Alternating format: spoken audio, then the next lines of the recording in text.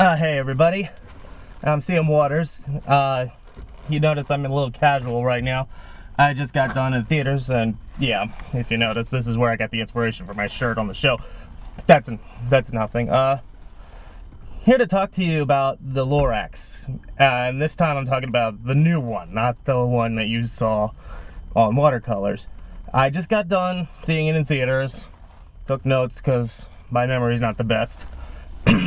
Well, first of all, I did not have high hopes for this one going into it, just so you know. I thought of it more as something along the lines of The Cat in the Hat than the more recent Horton Hears a Who. So, already I'm having a little nervousness, and with the thing about Hollywood, you know they're gonna try and incorporating other things into it. So, let's talk about the movie itself. I actually didn't hate it as much as I thought I might. And it didn't deviate too far from the story. Yeah, they did add a lot. They did add some extra stuff at the beginning and end, I will admit that. But at the very core of the whole thing, it was the story of the Lorax. Though, I will admit there were some changes that I was kind of upset about. They didn't really focus as much on the Onceler and his Thneed business in this special, because really, this special, I'm so used to saying special for Lorax now, because I did that as, that's a funny thing about it. When I was scripting the original script for my review of the 70s Lorax, and then I kept on saying movie when it was only a half-hour special. Now I'm doing the other thing around. Anyway, going into this movie, now you know they're gonna expand it because there's a lot difference between a 20-minute movie, 20-minute special, 20-minute special, and a 90-minute or so movie for a theatrical release. So you knew they had to expand it somehow, and they even had to fill out the original special with songs. And yes, they do that here too. They do that here too, but I kind of understand it more here. And even though they have the songs, they're spaced out enough that they're not that intrusive. Like, you get one at the beginning, you get one when the Onceler first gets to the Thneed forest, you get one when the Onceler is getting his business going, and you get one at the end. Other than that, there's not really that much songs, except for the fish who sing, but that's about it. The main part of the story, of course, is the Lorax trying to stop the Onceler from getting his business going. But they didn't do it as focused on as they would have in the original book and the original special. Because in this one, they actually made the Onceler a little more human, for lack of a better term. He starts his business small. Lorax comes to him, you know. And this time around, they actually get an agreement going. You say, okay, I won't chop down any more trees. And they did fix a problem that I had in the original special. They actually did try to harvest them, even with the Onceler's family helping. And the family in the Onceler's family in this is a lot more like the original Onceler, as we saw in the special. And basically, he's a lot more sympathetic, but eventually he realizes, you know, business is business. I have to do this. And just things got out of control for him until the last tree was finally cut. He got mad with greed, like he did in the original book and the original special, only this time it shows it could happen to anybody. It could happen to an innocent guy just looking for a way to make himself. But the Onceler story is only part of this movie. There is a subplot, or a second plot, that is more the main plot. Because, remember that kid that had no name in the special? Yeah, they give him a name here. And I will give the writers of this a little bit of credit. I do like how they actually named him Ted, and the girl that he's trying to woo they named her Audrey, as in Ted Geisel, who is Dr. Seuss, and his widower, Audrey. So it was a kind of a neat homage, and not a tip of the hat, whatever, to the original author of the thing. But I don't know if we needed to focus as much as we did on them. Being that the main story, in my eyes, for the Lorax, from the original book and the special, was, of course, the Onceler and his business practices ruining the forest. Ending with the Onceler giving the seed to the kid in the original book and special. That's only part of it here. And I don't know if they should have focused as much as they did on it, like I said. The basic point of this whole thing is Audrey was played by Taylor Swift. I'll admit my lack of pop culture. I don't know who that is. I probably made myself sound really lame right now, but whatever. Can't talk today. The point of that is that Audrey wants a tree, a real tree, because they live in this place called Thneedville, kind of a showing of how important the Onceler used to be. Thneedville is an artificial world. So artificial that they have inflatable bushes and battery-powered trees. So they take the whole thing a whole new direction here.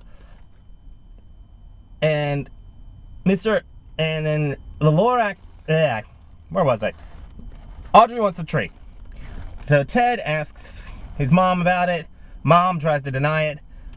His grandmother, who plays the cool grandma in this, because of course it's by Betty White. You have to have her as a cool character, and if you got a special, if you got Betty White in it, she has to be a cool character. Like I hadn't seen the movie yet, but that one movie where she's no, Lake Placid, that's the title. When she's the old lady there, she's like, I'm rooting for the crocodile. I hope they all eat you.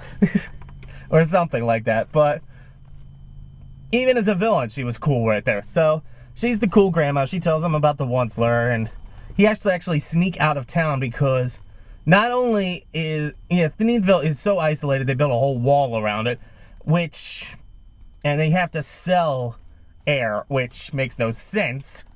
Sell clean air to people. So it's like, there was this comic and toy line called Air Riders. I saw a review of it by Linkara, the comic. They fight for air, but in Thneedville, you do not need to have weird breathing devices to have clean air in your lungs. You just have to buy it like you buy jugs of water. And it's run by this guy, Mr. O'Hare. We'll get back to him. So Ted sneaks out of the city, goes to the Onceler, gets the story, and they actually do have, they do reference the 15-cent snail and the great-great-grandfather snail in this one, but I don't think I can't remember. I can't remember if the Onceler actually took the stuff or not. I don't think he did. But basically, in the end, the kid gets the seed, as is usual. During the whole thing, though, Mr. O'Hare, because he's selling air, is trying to stop Ted. Not very much, mind you, but because the first thing he does, after Ted sneaks out the first time, second time he gives a warning, but Ted sneaks out anyway. Third time, after Ted gets back, well, actually, I forgot to mention, O'Hare has cameras all over the city, hidden cameras. And so the third time he goes out, when he gets back, O'Hare realizes he has the seed, and he tries to look, and the movie ends with a big chase, and then Ted gives the message that he speaks for the trees and everything, and the seed's planted, and the trees start growing back. But I don't know, did we really need that? Really, I'm just thinking. The original special ended dark, I admit, but it did leave that little message of hope. Plant the seed, the tree might grow, and then you could actually help clear things up. But this movie, they wanted to actually give it the happy ending. I won't spoil everything about the ending and everything, but basically the trees do start coming back, is what I'm gonna say. Let's get to some other small things here. The Lorax is actually a lot more proactive in this, at least for a little bit, because, well, when you got a guy like Danny DeVito doing the voice of the Lorax, you know that they had to give him a little bit more proactive skills, because Danny's doesn't actually have the voice of the calm, peaceful, I am the Lorax, I speak for the trees, that we heard in the original special. He's more gruff like this. Nado 214. Right there, something. That was my DeVito impression. But they do, what I worried about when I saw the trailers, they were more going to make the Lorax a crude, more as kid-friendly foul-mouthed as you could be. But we see in this that he actually does care for the barbaloots and the hummingfish and the swami swans. Although the only ones that actually get the names like that are barbaloots. And so he does care for them, and he tries to make peace with the Onceler. As I said, it just doesn't work out for him in the end, because Onceler's got his greed, and it just goes from there. There is some, and one of the things that Lorax does that's more proactive, he actually tries to send the Onceler away by, when the Onceler's sleeping, he and the others try to get him to float off in a bed out in the river. Goes badly, and he has to save the Onceler's life, but at least Lorax wasn't just passive-aggressive like he was in the book and the special. He's a little bit more aggressive, but in the end, you know how it is. There is one major change that I gotta talk about, though, that I'm probably in the minority if you go see this. You're probably in the minority when I talk about this one. In the original book and the special, well, first of all the creatures don't leave until the last tree is gone in this. They changed that around, which I kind of didn't like, because in the original stuff, you got to see that slowly things were getting worse and worse and worse. First the barbaloots have to leave because there's no food, then the swami swans have to leave because the air's too bad, and then the water is too bad for the hummingfish. Here they just stay until the end and then just leave from there, which, like I said, it doesn't feel the same. It doesn't feel right in that way. But because they had to focus more on the Ted and Audrey story rather than the Onceler's whole story, and that's why I think they did that. But the other thing that kind of got me, this is the one I'm probably just in the minority about, but this would annoy me, but I'm going to point it out anyway.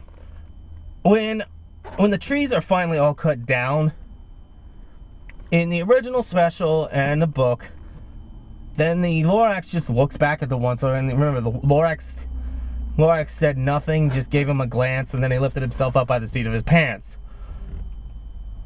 and left behind the stone that said unless. He still leaves behind that stone, thankfully. And I gotta admit, even in CGI, the unless stone looked a lot like the book version. Even the other creatures, they had a little bit of look in the CGI. Even the Lorax didn't look exactly right when he was it. But the unless stone, both in the past and the present in this story, did look a lot like it did in the book and the special. But let me get back to my point here. Like I said, he looked back, didn't say anything, and just lifted himself off. Here he talks a little bit after. He says, after the last tree is cut down.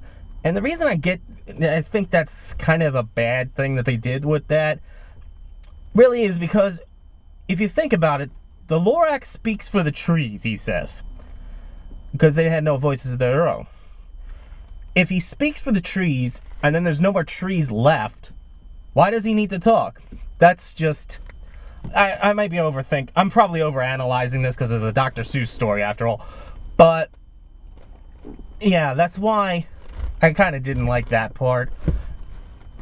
And then there's the whole O'Hare thing, where the O'Hare is making the fresh air, and he doesn't want the trees into his... Since he took over Thneedville after the Onceler's Thneed business went out of the business, pretty much, by selling the fresh air. He started out as... It was nice that they actually showed how he started out and then got the idea. But when it started out...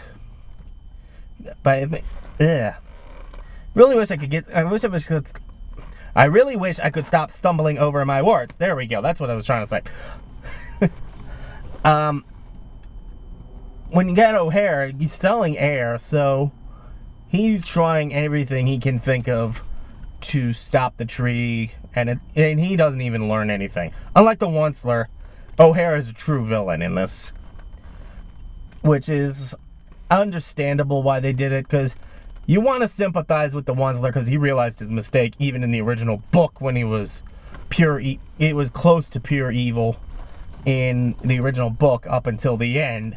Whereas in the special, he was a little bit better. In this one, he's a lot more sympathetic because he likes the animals. I mean, but he just doesn't think he's doing anything wrong by dropping down the trees until the very end. So that's where we go from there. So all in all about this special, this movie. Sorry, did it again. All in all about this movie, like I said, I didn't hate it as much going in as I thought I would. I will say if you're gonna watch Lumped in Lorax, you probably want to stick with the book mostly, or the animated special. Like I said, even though the animated special has a lot of filler songs. I mean, here, like I said, they were spaced out, the songs, and most of the singing was the humming.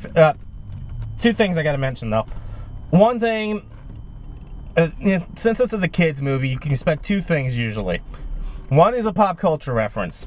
Thankfully, they only used one in here, and it was the humming fish singing the Mission Impossible theme. That did get me to laugh, I will admit. The other thing I was worried about, and they didn't really do this, not in the typical sense, was that they were going to have toilet humor. Like I said, thankfully they didn't do that. The closest thing they get is a couple of egg layings from the Swanley Swans. But thankfully that's all that they really went for there. I was so worried that there was going to be at least one fart joke, and thankfully there wasn't. So I will thank them for that much. But like I said, all in all, I'd say stick with the book or the special, because this one's a lot longer and it has a whole another plot that really didn't need to be there. And then there's the whole thing about the Onceler's face actually being seen, both in the past and at the very end of the movie, because apparently they wanted to make it seem like a Onceler could be any one of us making a mistake. I understand why they didn't. I just don't think it was necessary to do that. But I guess it would have been a little too hard in this kind of format to actually have the Onceler just be the set of hands that we saw in the previous two things. So all in all, like I said, I'd say wait until it comes out on DVD.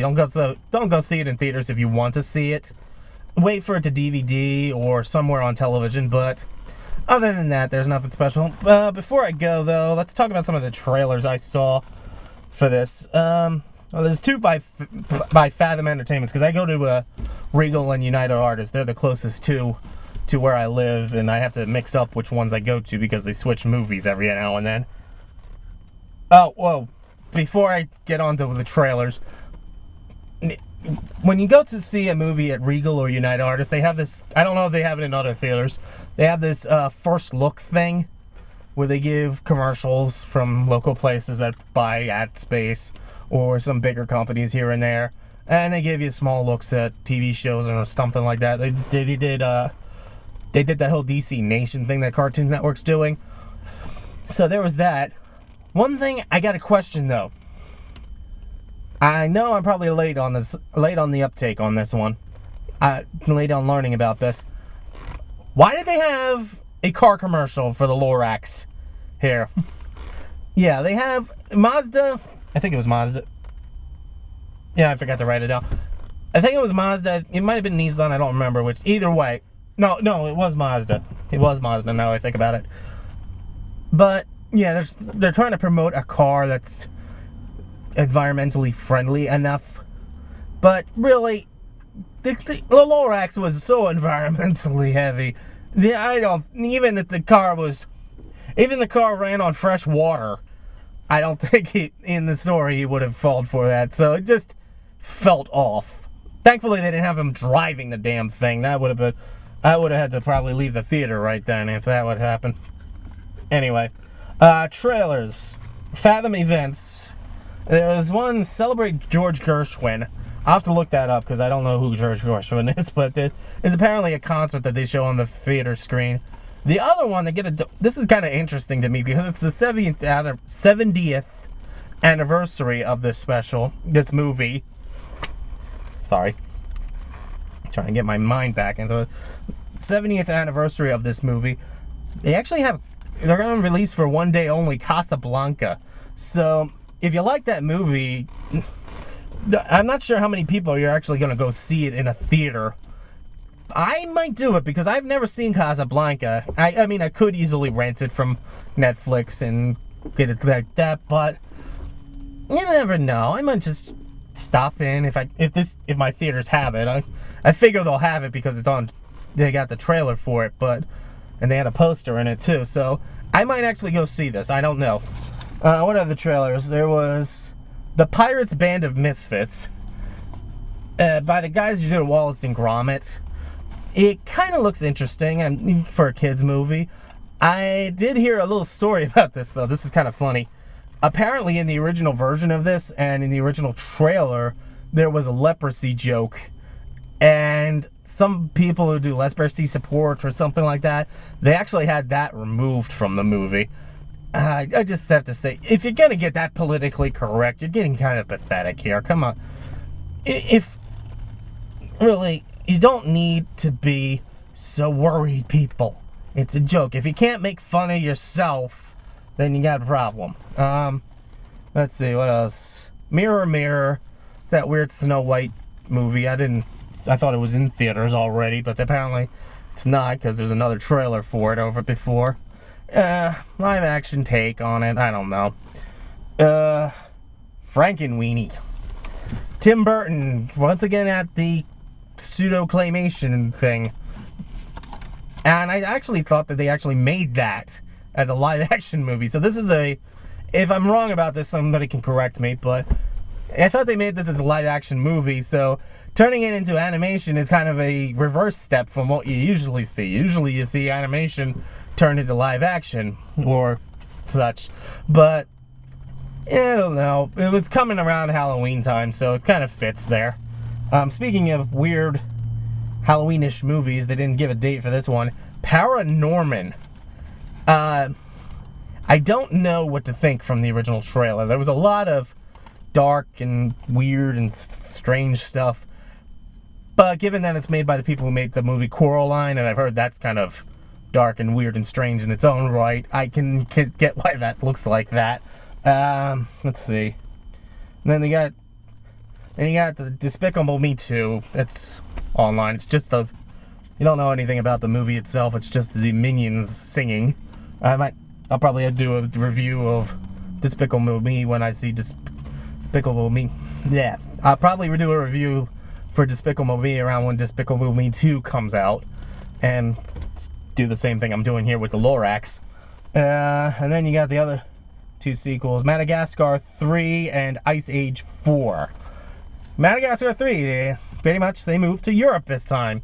I have not seen any of the Madagascar movies. I do not know how this happens. I have not seen the penguins in Madagascar, so I don't know how they got in there. They got into a casino hotel lobby. Basically, they get wanted by it. And the other one, Ice Age 4, Pangea is breaking up. I have not seen any of the Ice Age movies, so I don't know how that'll go either. So, but that's about it for me right now. Gotta go to work soon after this. So when I get home, I'll be finishing up my next script for the next watercolors episode, which will come out on Sunday. I thank you for watching this. I might actually try to do this more often with animated movies. Just come in, watch, do a quick vlog. I may actually do one for the Avengers too, because I got something planned for the month of May for the Avengers. Trust me on that one. It'll be a kind of interesting. It'll be a kind of interesting thing if I can remember to get a more regular schedule and stop holding back on my scripting till the last minute. But I do have something planned. I'm going to try getting more of these out. Like I said, I might actually start going to every animated movie that comes out in theaters. New ones, not re-releases like Beauty and the Beast or anything. So, well, thank you for your time, and thanks for watching. See you later.